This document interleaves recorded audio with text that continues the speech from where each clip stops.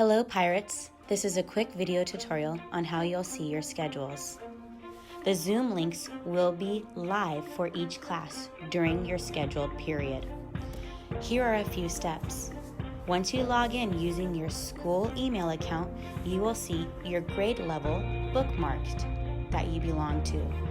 Click on the grade group, then your schedule will pop up. Click the Zoom link to that corresponding class during that time slot.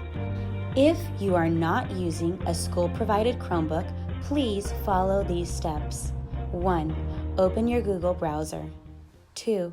Click on your profile pic at the top right-hand corner and click the plus sign using your name.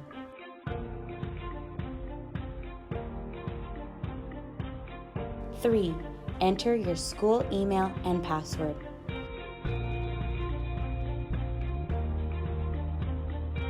4. A pop-up will appear. Click on Link Data. And then another pop-up will appear, Turn on Sync.